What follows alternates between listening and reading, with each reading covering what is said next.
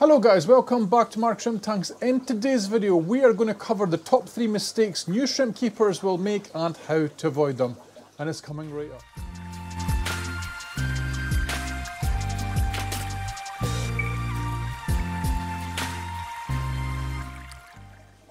Alright guys, but before we get started, let me quickly just feed this tank here so that you guys have something else to watch in the meantime while I blather, right? Because I get asked a lot of questions on Facebook and on emails and whatever else, and guys, it's literally the same stuff over and over again, right? So I thought I'd make this video today. I posted a post about this on Facebook yesterday. I've actually written a blog article on it today. All these links to all this kind of stuff are in my about section on this channel. And guys, basically we're going to cover the 3 most common mistakes that I see new shrimp keepers make over and over and over, right? Because guys, we've all been there basically, right? We've all been there. I've been where you are in the position where you get new shrimp, you haven't set up the tank properly, you either haven't put the proper soil in, or you haven't cycled it, and you get death after death after death, right? So I thought what I'd do today is we'd go over the top 3 most common mistakes that I see a new shrimp keeper make, and it's going to begin with overfeeding, right? How ironic, I just put a bunch of shrimp food in there.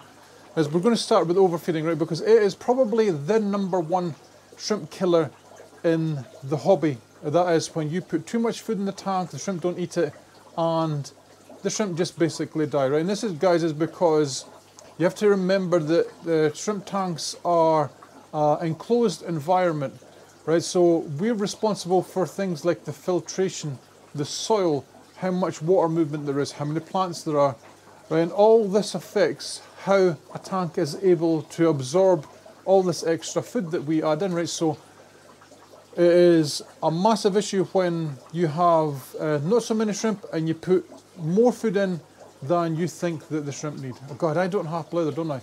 Guys, in a nutshell, don't put more food in the tank than the shrimp are going to eat within 2 hours.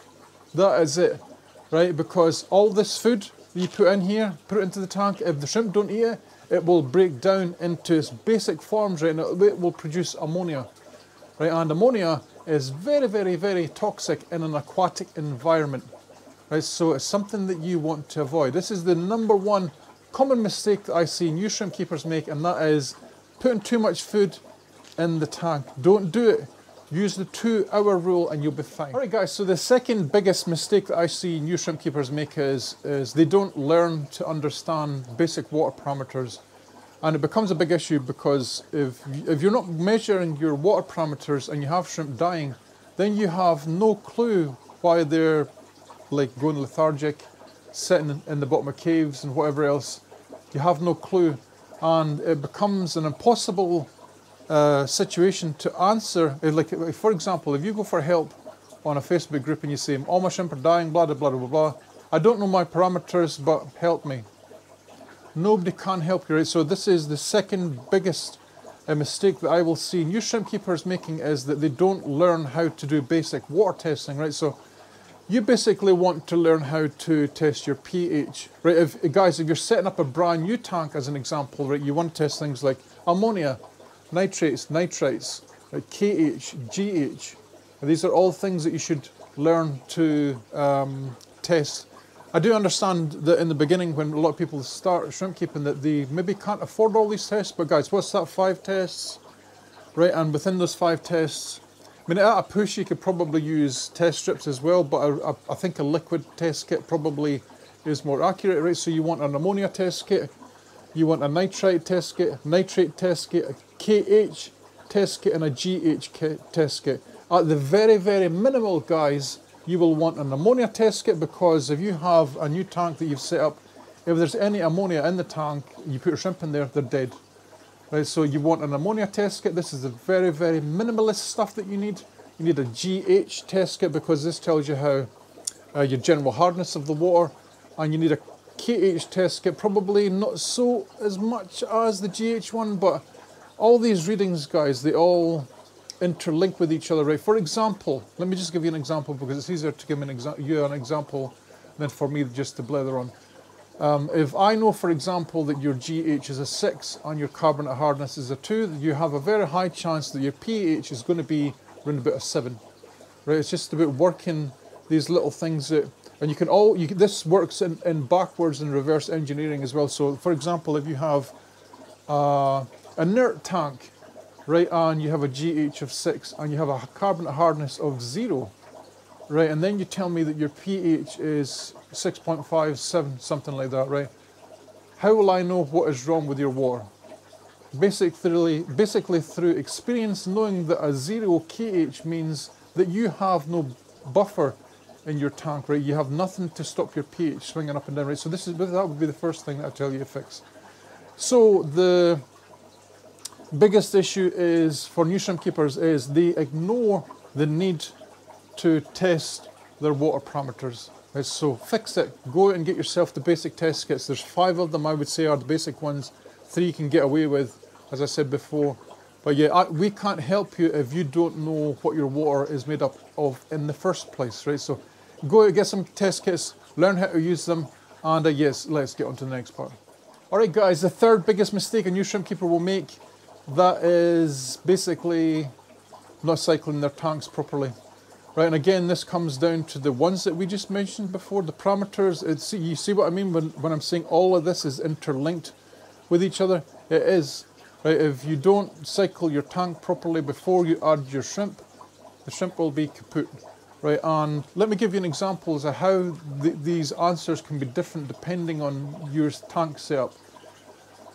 This tank here is an inert tank. You guys would have seen the video I did on this 6 months ago. It is actually jam-packed full of shrimp. You can see here all over the place. There's thousands and thousands of shrimp in this tank within 6 months.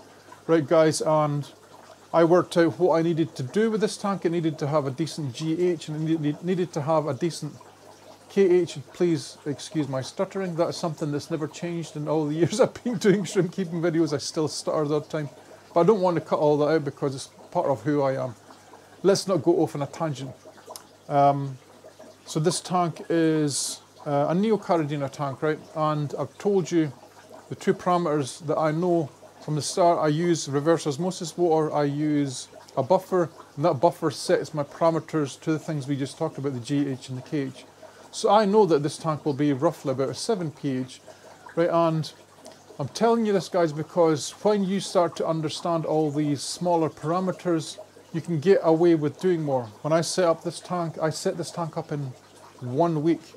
Now normally I wouldn't tell anyone to set up a shrimp tank in 1 week, but I know how to cycle a tank properly, and I know how to measure it, and I know how to make up for the downfalls of not cycling a tank properly. Right? I'll get onto that in a minute because it's a tip I'm going to give you on how you can kind of safeguard against buildups of ammonia and dangerous things in the tank, right?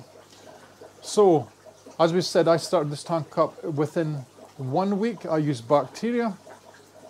I knew all the parameters. I added all my shrimp. I added a lot of shrimp to this within the first week. It was like 200 shrimp or something. And they have done fantastically. You can see them all along here. You can see all the fish, the bristlenose pleco and stuff. But guys, this is what I keep on having to tell people is there is a difference in different types of shrimp, different types of tank, how you set them up. For example, if I have a B shrimp, I'm not sure, can you see these down here? Yeah, you can. These tanks are different as in, compared to the top tank is, soft water B shrimp tank will typically have 0 kH, right? So that means it has no real buffer. But I'm saying it has no real buffer. It does, but it doesn't, not in the sense that you think it does. It has an acidic buffer, which means it pulls down the pH of the tank. And why this is important is because in soft water, bacteria is less able to deal with the waste in the water, right? So this is why you need to have a longer cycle time, right? I think I read a study somewhere where it said that they tested different types of bacteria at different pHs, and guys, for example, they had a tank that was a 6 pH and they had a tank that was a 7 pH. This is just an example. I can't remember the exact details, but the tank that was at a 7 pH was 20 times more efficient. The filter in it with the bacteria was 20 times more efficient at reducing the waste in the tank than the low pH tank.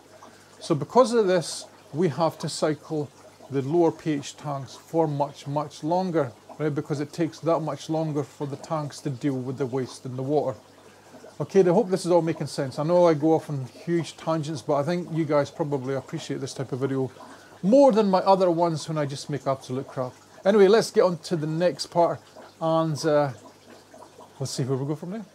Alright guys, this is a pro tip. It's one I learned probably a few years ago, but I don't think I've ever, I'm not sure if I've ever shared it on YouTube or not, and that is, when you think about it, it makes perfect sense, right? The more plants that you add to a tank, the better a tank can deal with cycling issues and overfeeding and whatever else, right? And I'm pretty sure that plants can deal with ammonia straight off the bat, as where filters and stuff, they have to go through, the bacteria have to reduce it to different elements first before it gets to the plants. I think plants are able to deal with ammonia straight off the bat, right? So if you can possibly add plants, and a lot of them, to the tank like I did with this tank, straight away your ammonia readings will go down much, much faster than it would be if you put nothing in the tank. I have a tank, I'm going to show you a tank over here where I put lots of plants in compared to no plants, and yeah, you'll see the difference and you'll see what I mean. Okay, here we have two tanks that were set up at different times, but you can see the absolute difference in both of them. One has no plants at all, the other one is bare. Right, and guys, I wanted to try this because I wanted to see how much algae I could produce in one tank with no plants and one tank full of plants, and just to see what the difference was. And you can categorically say that if you have no plants in the tank, you're going to get a ton of algae. Right? Luckily for me, this type of algae that's in this tank over here is the very, very soft type of algae. I see this a lot in Asian tank breeders where they have very, very little plants. The tanks start off looking like this, and when they add shrimp, this soft algae is reduced and reduced and reduced, and then the walls start to go green on the side, right? So I just thought I'd show you this, guys. Two different tank setups here, and the one on this side was filled with hornwort almost instantly, and there's virtually no algae at all, right? Alright guys, so hopefully this hasn't been too much of a boring video for you, because I know I can like bore the pants off anybody, but yeah, I just thought I would make this video to reassure the new shrimp keepers that yeah, we have all been there, we've all made these same mistakes, and there's a ton of people out there that are willing to help you if you just ask, right? By the way, what I'm saying with that, guys, is if you have an issue with a tank, don't do what a lot of people do, is just sit on it and hope they finally figure it right. What you should do is go onto Facebook, go onto my aquarium shrimp keeping group, and type in your question and press enter, right? And probably within an hour someone will come along and they will be able to help you, right? It's better to learn that way than sit on a problem forever and mull over it, because guys, I used to be the world's worst at doing this. I used to sit and wait practically for months, right, on tanks, like please let me figure out how I can stop my shrimp dying, right? And eventually I did learn how to stop shrimp dying, but it took me a long time. It cost me a lot of money, a lot of shrimp deaths. You should really avoid all that stuff if you can. Check out the aquarium shrimp keeping group, as I said. By the way, guys, as well, I've also made a website which you probably already know about, right? It's called the same name as our Facebook group, aquariumshrimpkeeping.com versus aquarium shrimp keeping on Facebook. And yeah, and both places are primarily set up, guys, to help you, right? Because I do this, guys, because I know the pain of going through this for years, not knowing what you're doing, killing loads and loads of shrimp, and it can be absolutely heartbreaking at times, right? So anyway, hope you have an awesome weekend. Yeah, I'll see you all in the next one. Happy shrimp keeping.